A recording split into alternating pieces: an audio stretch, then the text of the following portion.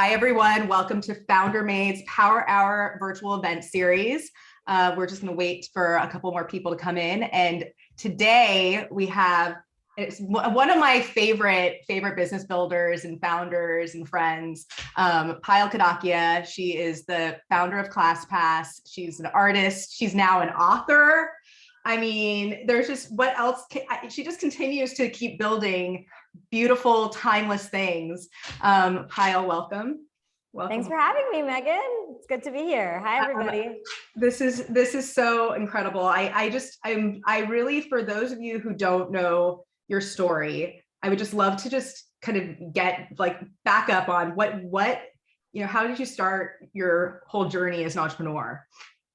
Well, you were a big part of that and have seen it from the earliest days. And I feel like for most entrepreneurs out there, people always think things happen overnight. And I know people know what ClassPass is and probably heard about it a few years ago, if not a little bit longer than that. But I started the company over a decade ago. And really, I think that for me, it came down to finding a problem in the world that I wanted to solve. And that's truly, to me, what entrepreneurship is. It's adding value. It's doing something that's different that people haven't done before. And, when I even came upon entrepreneurship, this wasn't something I think people really knew much about. It was still very much a Silicon Valley thing. And I was just inspired to sort of put different parts of me, my MIT brain with my business brain, with my creative brain together in doing something. And this happened to be the right idea. And I think for me, it was once I found the right idea, right? And honestly, the right mission for something I really wanted to go solve in the world. And once I had that, I started making things happen. But, I made a lot of mistakes along the journey, and we can talk about those things as well. But before you even, decided to take a plunge into entrepreneurship, I mean, since you were 3 years old, you were dancing. There was just a lot of different creative outlets you had. But then what did you think you were going to do? I mean, did you think you were going to be an entrepreneur?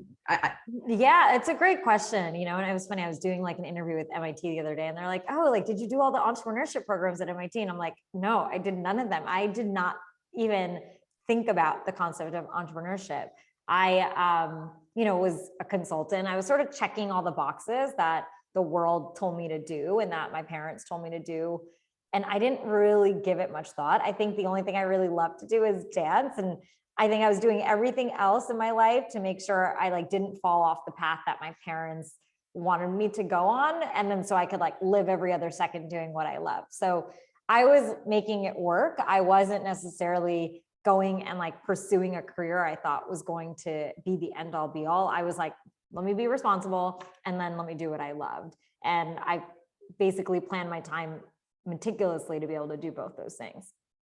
So you're working at Bain, right? At the time. And then how did you decide that you were going to make were you working on ClassPass, at night, or were you just kind of thinking about things? How did you know when to make the big leap? Yeah. So I would say I had two major career decisions happen. One, I consider to be a half step, which was really going from Bain to Warner Music Group. So this was sort of that decision in my life where I decided to get off the normal path that everyone else was doing, which would have been for me going to business school. And I just didn't want to do that. And I wanted to find time to have, be able to rehearse, be able to go perform. And so I needed a more stable job that gave me that 9 to 5 capability. And that's what corporate America for me sounded great. And I got a job in the music industry, and it was still cool because it was still creative and in entertainment and things I loved. And it wasn't really a time when I started ClassPass, but I did start my dance company during this time, which taught me a lot about my capabilities and my skills and my ability to get stuff done, which we forget so often, that doing something small actually can help us build the confidence to doing something bigger, right? I say this a lot, but I sometimes feel like ClassPass started because I put on a 100-person dance show, and had 100 people attend something that I decided to do because it taught me that I knew how to bring people together. I knew how to have a vision, how to execute on it. And the response to it was great, that people really, I think, respected my ability to get things done. So once I did that, I think, I ended up in this place where I had this job during the day. I was this performer artist on the weekends. I was dancing every weekend, performing at night and rehearsing at night. And then I just felt like I was living two lives, right? And I felt like I was someone at work that like no one could understand who I was truly. And then in the evenings, I was this person who had to like hide what I did during the day. And I think anytime we live with this dual identity, we really need to fix it. And I needed to find something that was going to let me be the full part of me, because both sides were important. I was smart. I had a good business background. And at the same time, I was creative and I wanted to, do things with movement. So when I had this idea, it's just sort of like really hit all the marks for me in terms of identity, in terms of ambition, in terms of, what I felt like I could bring to the table. So let's talk about goal setting, like, and how you even started, because I think you've been doing this type of goal setting since you started ClassPass, right? And this is what your book's about. Correct? Yeah. So the Life Pass method, which is the third part of the book. So the first 2/3 of the book are really about different constraints and different things that I dealt with in my life. And I think before we even goal set, we need to know what's standing in our way, because we need to get just really honest with ourselves to be like, I'm avoiding this conversation, or I'm avoiding the fact that I might feel like I don't fit in, or I don't have enough money. All those things you have to become really self-aware about before I think you even put the plan together. So most of the book actually goes through that. It has my stories, has my tips, but then we get into goal setting. And so this goal setting method that I actually developed, that I've been doing for now 7 years, actually started for me not really when ClassPass started. It actually started for me right when ClassPass was starting to take off. And the reason that time period became the most important to me is because, I was roughly I think I was like 20, oh no, I was probably like 27, 28. And at that time, I think everything in my life was going well in terms of professional stuff, even dance stuff. I felt like if I wanted to go put on a dance show, I could do it. If I wanted to go build a company, I like figured out a way to do it. And I always like made it happen. But then my personal life was in shambles. Like I felt like my health wasn't good. I was single. I just wasn't like there for my friends. I didn't know how to prioritize who to be there for. And I think that's when I just started to realize that I needed a system that the same way I had built in my professional life for my personal life. And I think for other people, it could be the other way around too, where they were succeeding in their personal life, but don't know how to set the goals in their professional life. So I just needed a new system. And, I'd done all the spider charts and all that stuff in my life. And I think for me, what I needed to do and how I developed this is it really starts out with reflecting. So where are you today, right? Getting really honest once again with yourself on what emotions you're feeling, what themes are sort of present in your life. And I really like to go with that over achievements and over things I accomplished, because I think, and I can say this over and over as someone who I know has accomplished a lot, those things really honestly disappear. It is the feeling that you're left with that means everything and is pervasive. And so that's what we do next, is we set dream words that are really more themes and more intentions for our life, right? So things like home, or I want to feel I want to feel connected, it's inspired. Those are different words to kind of run to. And that's very different than I'm going to get a job promotion, or I'm going to, or I'm making, these, they have like the Google KPIs where you say yes, by this date, and all the smart. Yeah, exactly. Right. And we need to get to that point. But I think, because I am a very practical person and we end up at that point, but I think just being able to filter it down. And so then the third step is all about focusing, because you cannot make impact on every part of your life. And so we go through a whole step of doing a diagnostic on your life in terms of time. I think most people have no idea how they spend their time and how that time is serving them or not serving them. And so once you kind of have that in your mind, we go and circle the areas that we're going to focus on for only the next 3 months. So back to what you just were talking about with the OKRs, I think a 3-month goal setting process is something that really works for people, because it's not forever. It's not a year where you never get started, but it's also not a week where you're going to feel bad if you don't get something done. 3 months really gives you enough time to make really, real great progress on the goals that you have at mind. So once you have those focus areas, we set really tangible goals. And I I've been really good at setting goals my whole life. And I think it's not about executing on them. It's actually knowing how to set them. So if you have a really big goal in mind, it's actually knowing what is step 1, 2, and 3 of the goal versus thinking about the big thing first and then never doing it, right? Because I think we forget what the practicality is. So I go through breaking down all of these things. How do you make goals measurable, right? It's not about saying, I want to see this person more. It's like, I want to see this person 2 times in this next 3-month period. And then, that's a very big part of how you are able to then be able to be actionable on these goals, right? Because a goal is only as good as you getting it done at the end of the day. So I go through a lot of that too in the book. But yeah, I mean, this is a system I've been doing now for 7 years. I think the best story always everyone loves is the second I started doing this, I met my husband, which is like, kind of odd and crazy. Actually, on my birthday. Wait, wow, my birthday is today. So yeah, I guess this is my anniversary for when I met my husband. It's the goal setting anniversary as well as this is perfect. Yeah, we're very lucky.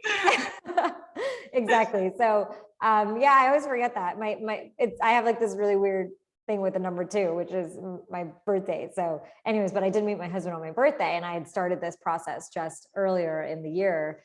And I think I just shifted my intentions on what I wanted in like love and a relationship, and I think that was like a great thing that happened. And even during that first time I did it, like I wanted dance to manifest in a different way. I wanted my company to manifest in a different way. And this was, ClassPass was like less than 1,000 members at this time when I started doing this. And I remember even like in that goal setting process, I was like, launch 3 cities, it was so specific, because I needed to get to a point where it felt tangible and practical. And then I'm the kind of person, I think this is the other part where I go back to the whole start small thing, is if I write something down that I'm going to go and do it, the chances of me doing it are close to 100%. And that is the type of contract that I think we all deserve to have with ourselves, is a contract of like, if this is going in my calendar, it's happening. If I say yes to something that someone asked me to do, I'm going to do it, and I'm going to do it 150%. And if I say no, it's because I know I can't give it 150%.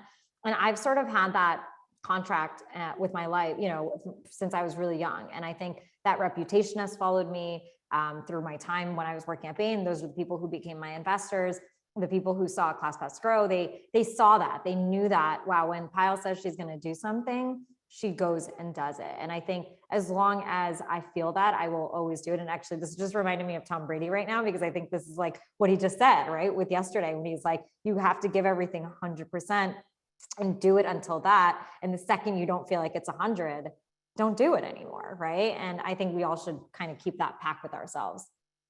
I love that. And you were actually one of the first women or female entrepreneurs I'd ever heard say unapologetically, I'm going to build $1 billion company. I remember you saying that 7 years before you. Did I say that? I was like, you said that. And I was like, whoa, how, especially 7 years ago or 8 years ago, when there wasn't that many women speaking unapologetically about their dreams and their goals and, how they were going to get it done. You were there saying that. And it always caused, like, I think even just that energy, and I think everybody should be unapologetic with their goals. Even with that energy is infectious for the people around you. Thank you for saying that. And Megan, you've been, and obviously with what you've created with FounderMate is incredible, but this is always a story I always remember with you is I think I was in Techstars. So this is 2012. I mean, ClassPass was called Classtivity. We hadn't even launched our first product, and you organized a dinner. And you were so sweet. And I feel like you saw the potential in like what I was going to do even before I saw it. And I always respect people who can do that. And I think it was Melody who came, and we were all like so excited she was there. And you were like, I'm going to put you right next to her and let you sit next to her so you can talk to her. And you don't, I think people don't realize how important it is for us to all support each other. And I think like the fact that we did those women dinners years ago was so important, because and I had a lot of friends who came to that who were in my dance company or who I knew from work. And so many of them, took unbelievable leaps in their own career, because I think we just need to continue to have this conversation about how incredible and ambitious and like you said, unapologetic we should be about our dreams. Right. And I think that, you being able to even from going and actually doing what you said you were going to do, which is build $1 billion company. And we need to dig into that, because you started this goal setting methodology with LifePass, but then, and it seems like that worked really, it was like, you grew so fast in 7 years. Like it was one of the fastest growth. Yes. I've never seen anything like it, frankly. I don't think a lot of our peers can say, it's just True, right. very fast with your company, with your life, with all of those different things. Well, So I think it's an iterative mentality, right? Like I think, I love that you just said that. Like I think, and I think Ange and I always talk about this, like the idea of pivoting and iterating, like it shouldn't feel foreign to any of us. And we talk about it a lot with startups, like, oh, it's pivot startups. But I actually think this system allows you to pivot quickly in professional decisions, but also personal decisions. Like, why should we ever stagnate, right? And I think it's not, to me, about being successful. It's about being happy and fulfilled. And that means you need to continue to keep checking in, setting new goals, moving forward. And ultimately, like, while I want people to obviously look up to me because I'm successful, I'd rather them look up to me because they're like, wow, that girl is happy and fulfilled and she is doing what she loves. And that to me is more successful than anything else. Yeah. And the deep value on that and your deep mission is just, I mean, it's incredible. How do you navigate difficult times, or just in general, or the unknown, like the pandemic hit, ClassPass, like it's just, how did you navigate that time, and how did you find the goal setting helps you? So I think of it very similar to, if you're a ship in the middle of the ocean, right? If you know your true north, yes, like you're going to be hit by storms, right? Big waves, all of it is going to come, and you're not going to always know. But if you know what your true north is, you will at least know which direction you're fighting to go in, right? And sometimes you might have to waver this way to get back there, right? You might have to go through stormy waters, whatever it might be. But if you know your true north, you have an anchor. I think what happens is if you don't have that anchor, you go in circles, you go, back around, you waste time, which is, one of the biggest detriments for any company, and you don't move forward. So the number one thing is really like have that true north, especially when you're, a smaller growing company. Like the true north is what keeps everyone together, everyone even in the boat, right? Rowing together. If you don't know what that true north is, everyone's going to row in different directions too, which is going to not help you get through difficult times. So the true north, when you first started Classtivity or ClassPass, what was that, and how did it change? Did it evolve? Yep. So, it was always relatively the same. I mean, our first tagline for Classtivity was because finding a class shouldn't be harder than taking one, which obviously, at that time, we were a little bit more closed-minded about the broadness of the mission. And I think we were talking and thinking more about the what, right? I don't know if you guys have ever seen the Simon Sinek circle, right? There's the what, there's the how, and there's the why. And of course, I think as the founder, I did know the why. I had been dancing my whole life. Like, why would I sign up for this if I didn't feel like it was something that I knew would really truly impact people's lives, right? So I think at the core of it, even though I was solving a what of like, let me build an open table for classes, which by the way turned out to be wrong, I was kind of a bit more focused on the what, even though inside I knew the why. I didn't necessarily know how to articulate it. I think as we pivoted, and I still knew that the solve was getting people to class, right? Which was 100% the sort of metric I needed to measure. The more that started happening, to me, that why just grew, and like the depth of it, I just felt it so much more to be like, wow, this is exactly what we need to be creating. And that's also how I knew that the product was right?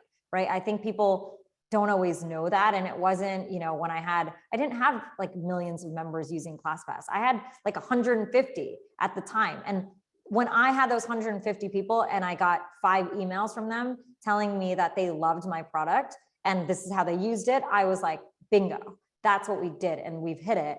And I think that's really the flip side of this, is that most of the times we forget that it's about that why. And I just remember reading those emails and feeling that I had given them what I felt in dance.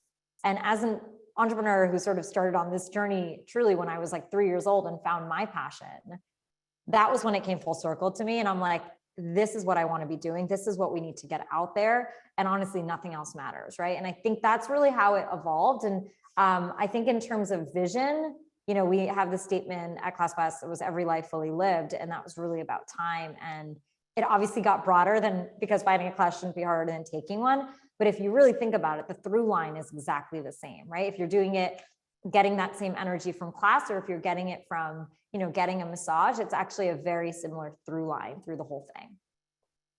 I mean, incredible. And then in terms of, your role and how you evolved and how you even knew, you have how many, at the height, how many employees did ClassPass have? Or about like 500. Yeah, 500. I Yeah. mean, you don't learn this in business school. You don't learn this anything, right? Navigating teams, building a tech company, building something that didn't exist ever in the world.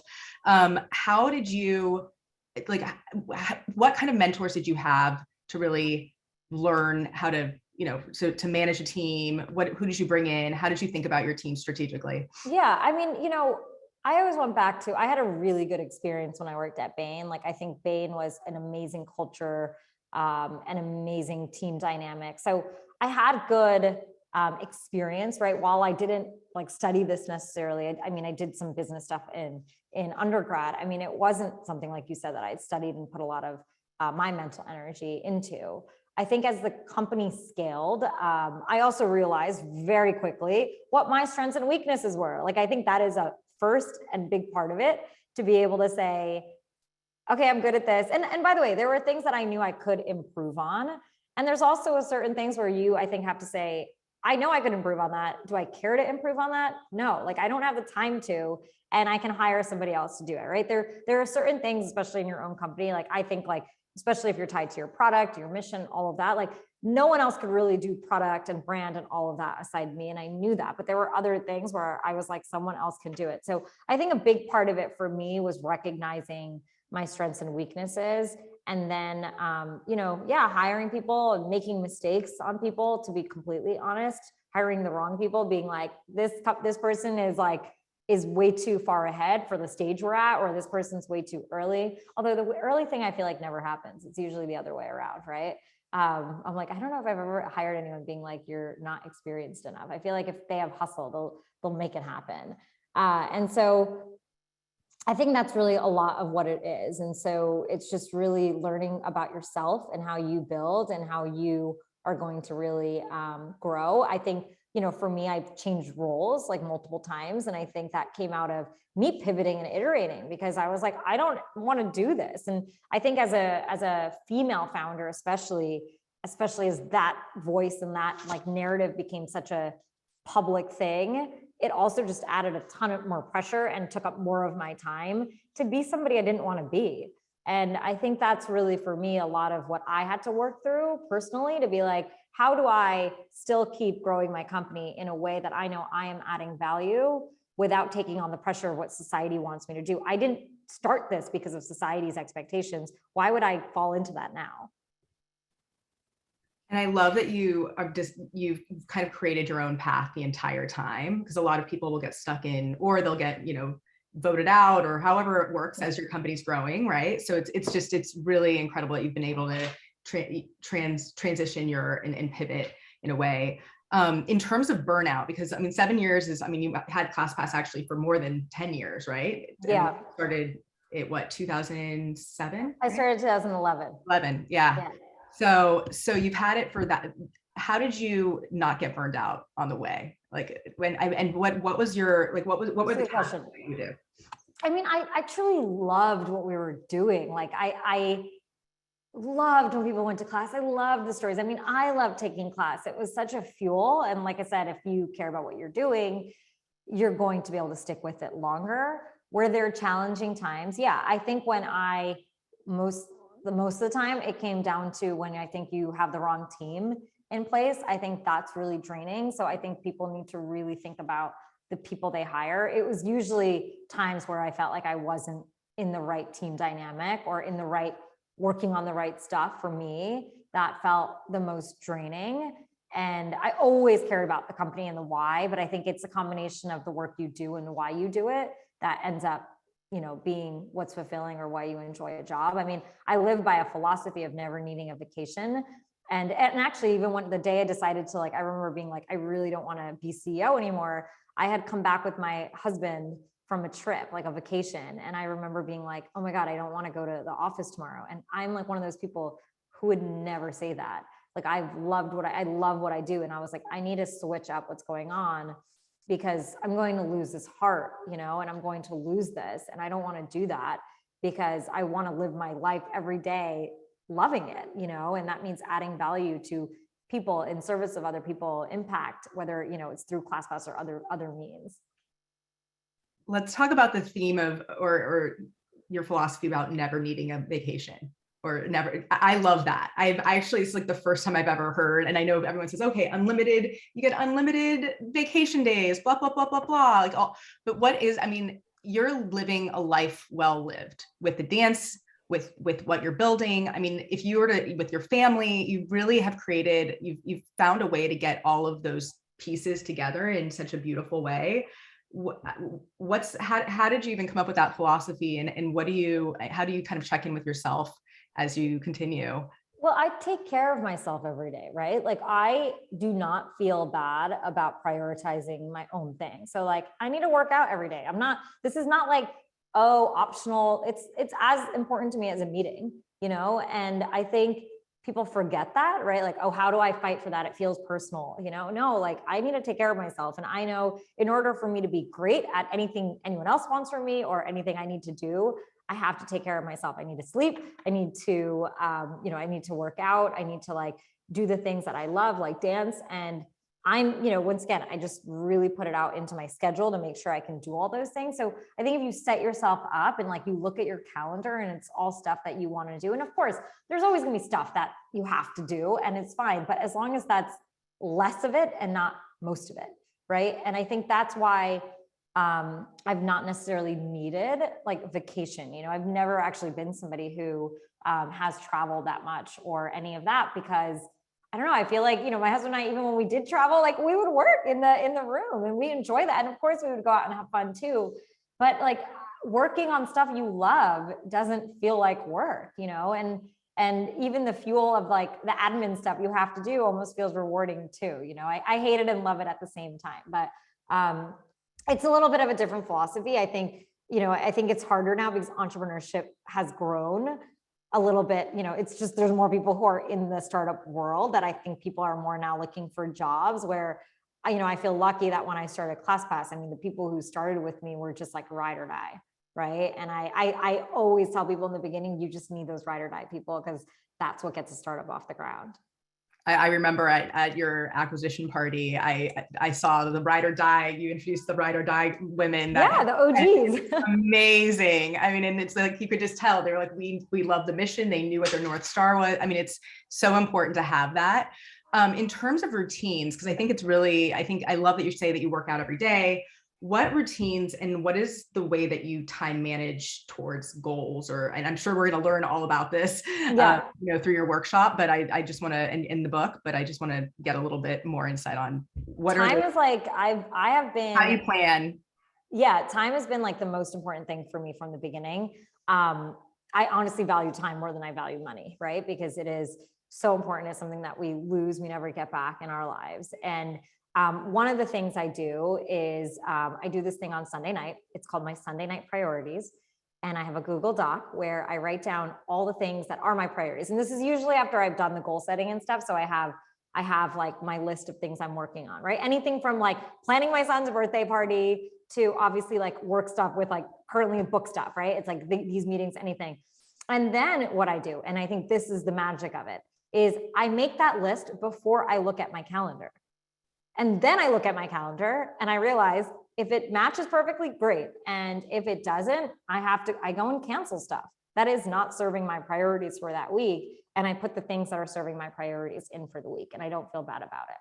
And I think that is the key, is actually starting with your priorities first, and then going in, or you're going to live a reactive life because for everyone else, right? Even that's like events, things that your parents want you to do, things that friends want you to do. If you don't want to do it, don't do it. Like, especially if you are building a company and, are living towards like a life of yes, which like I truly feel like I always did, is I just have so much stuff that I have I have to say yes to because I love it, that the no's just, I don't have time for. I don't even have the time to feel guilty about the no's, right? And I think that's really the magic when you're in that momentum to just go for the things you want. You just don't feel bad. But I really think it starts with first prioritizing and then going into scheduling.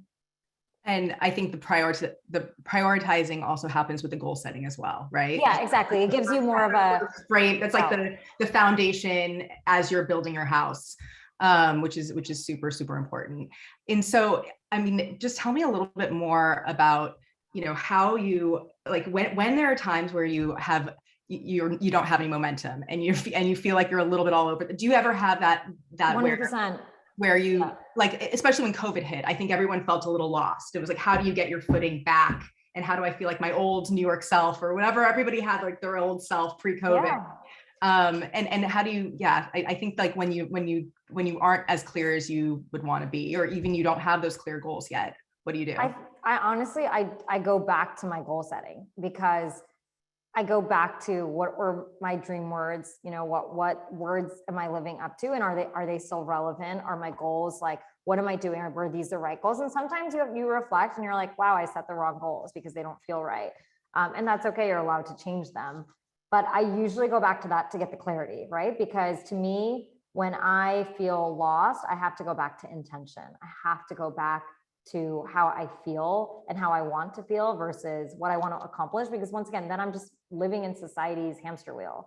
And I refuse to do that. My life has never been built in that way. And I feel like all the fulfillment I've had and all this like success I've had has come from doing things my way, and in my own timeline. And I think that's really what I always have to go back to is wait, like what I'm probably listening to everyone else, which is why I'm lost. And so going back to that, and the other thing I always do is, like, for me, having like my dance and practice of that, and just getting back in the studio and moving, and I think for everyone, I hope that you have something. I mean, that's part of why we started ClassPass, right? Is so people could have a little bit of that magic, in their life too. Finding that routine sometimes just like gives you something to anchor in on. And I think during COVID, I definitely needed that. I love that. And in terms of, I mean, I'm looking at some of the questions that are coming up, and they are saying, listen, I'm a female founder. I need creativity, but I don't know what I want to do. How will goal setting help someone who doesn't know what their goals are? Yeah. Like, where does she start?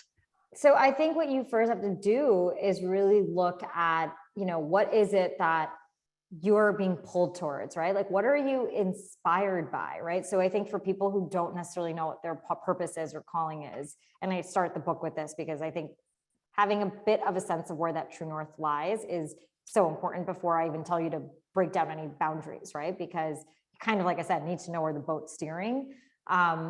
And I think a big thing for it is, once again, like, look inward, hear yourself, get rid of the noise. If you're like spending your time with a bunch of people who are giving you like not the right energy, or it's not feeling good to you, switch that. Pay attention to the things that are actually inspiring you, that you might even question, right? You might be like, oh, like, I like this person. Why do you like this person? What about their energy do you like? Right? Why are you, I mean, I feel like me and you, we were drawn to each other 10 years ago. Why?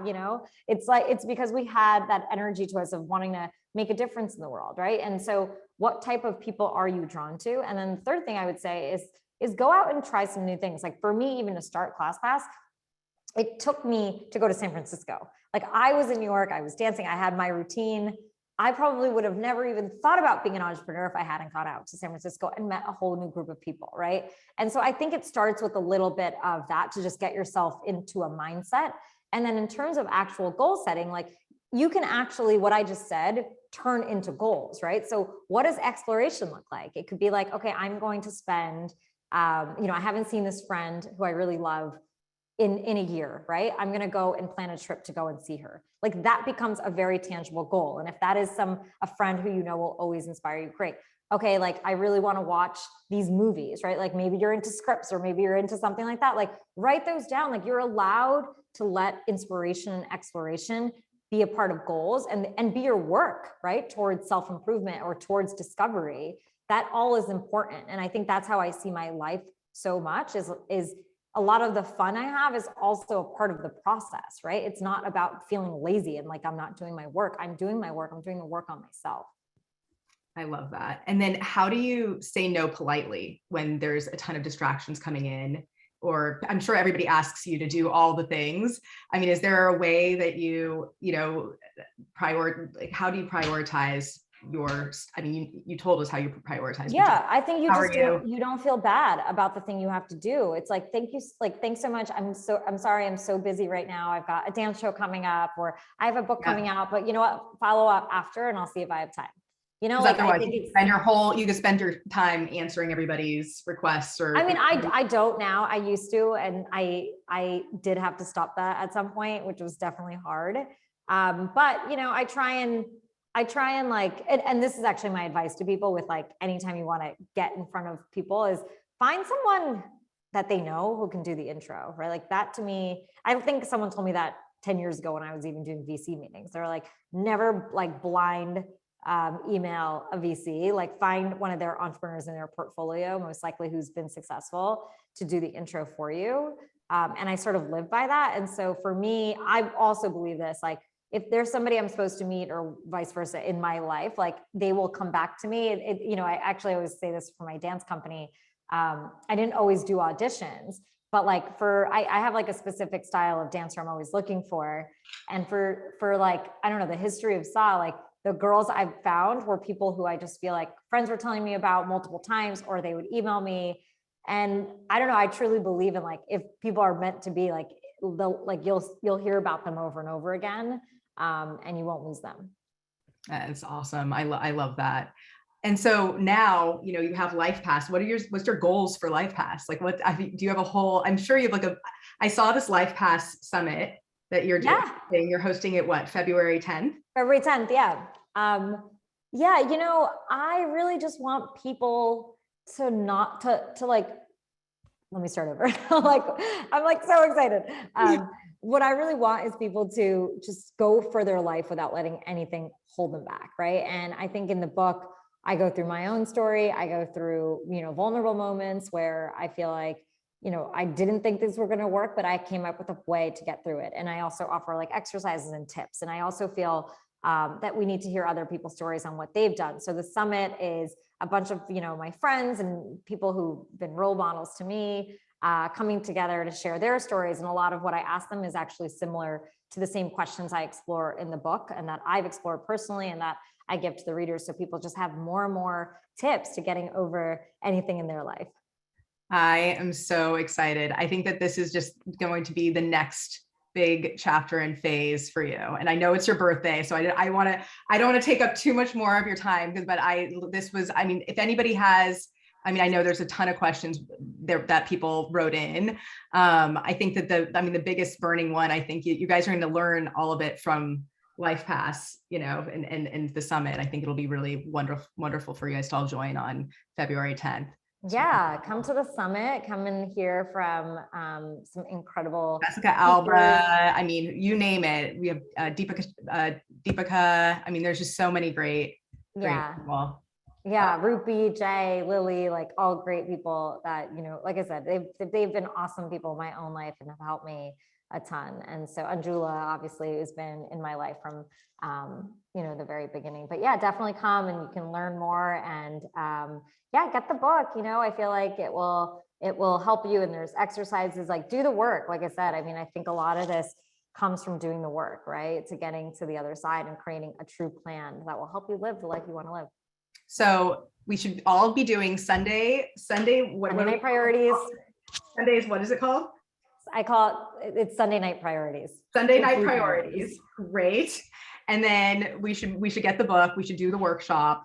And it's, yeah, those are 3 goals right there. 3 goals that we have. No, but I mean, it really, to me, watching your journey and how quickly, and I think this is the thing, it's not like you're just a guru saying, oh, this is what you're supposed to do for productivity in life. You actually are walking the walk, like you actually have done this. You've built $1 billion company in such a short amount of time. You've, you know, been able to have a, you know, family and have that and, you know, be an incredible creative director. So I think you are doing what you say that you're doing through this methodology I can't imagine how many lives are going to change through this, just like you did with ClassPass. So thank you. That's all I care about. You know, I care about You are lives. changing lives, timeless things. I just love what you build. And with that, Meg, if you can put up our screen so we can just make sure that you guys follow. And then we're going to put also LifePass Summit on as well. Awesome. And happy birthday. Thank you so much. Thanks, guys. Thank you, everyone. Oh, yeah. Thank you. All the birthdays in the chat. Thank you so much. Love you guys. Bye. Bye.